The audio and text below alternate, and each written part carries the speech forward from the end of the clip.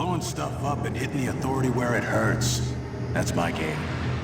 Now, if you're as good as Elizabeth says you are, then I do believe you and I will get along nicely.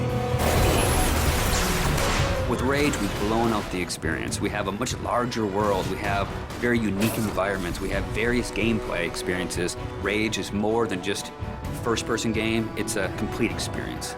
We're known for making this straightforward action shooter, and we kept that. But then we added on top of it this deep and meaningful story.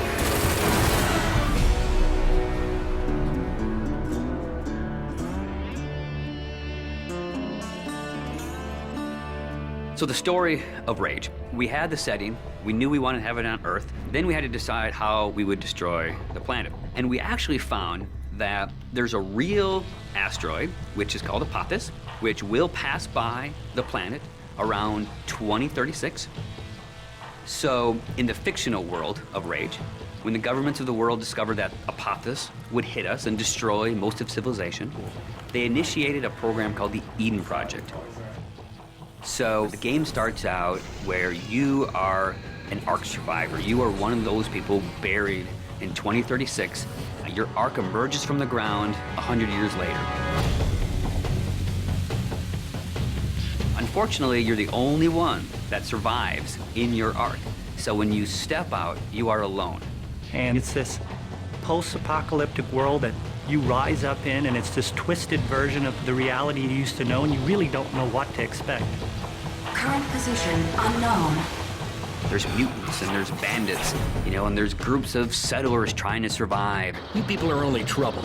Now be on your way. The world has moved on, and it has its own thing going. We don't give the character a name or a face that's unique to the story. We want the player to jump in and actually add his own identity into that character. So when you step out of your Ark in Rage, you have no idea what your role in the bigger conflict will be. At first, all you are worried about is surviving. And you team up with some settlers, and you're doing some odd jobs. So here's what I need you to do. So you're not just going from one area to an airlock to the next area. It is an open world. It's believable in a sense. And it's the story and the characters and the setting that really delivers the gameplay. You're driving across these landscapes, and you're going visit people here, and they're giving you jobs to do. And as you head out of your safe zone, you enter like a combat area. So you may find a handful of bandits with rocket launchers mounted on their cars. And as a player, if you wish to engage them, you can. If you wish to try to run and gun and get out of there, you can. Then the story starts unfolding, and you realize that these warring bandit clans, they all occupy a certain area of the wasteland. They own it. They'll attack you if you go in there and you don't look right. Then the same thing with the towns. If they don't know you, they're going to treat you like an outcast. Well, will you look here? A new face, a new body.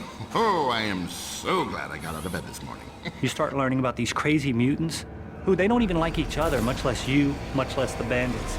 And then you learn about this other faction, the Authority, and they start playing a bigger and bigger role in the story. They are trying to control the wasteland and set the direction of mankind. That's the truth. And that's what people need to know. So there's a small group of people called the Resistance that are fighting against the Authority. The Resistance discovers you, and everyone knows that Ark survivors have a certain specialness to them. You got all those little computers racing around inside you. You know, as you move through the story and you become more important and people start to take notice of you, so does the Authority. As you, the player, get your weapons and start interacting with the characters and start fighting all the bad guys in the world, you understand what your role is in the world. So, you're the new team member.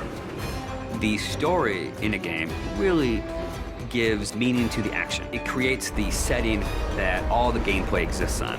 And if you have a compelling story, and you have compelling action, and ways to drive the player forward, it just creates a richer experience and a more complete package.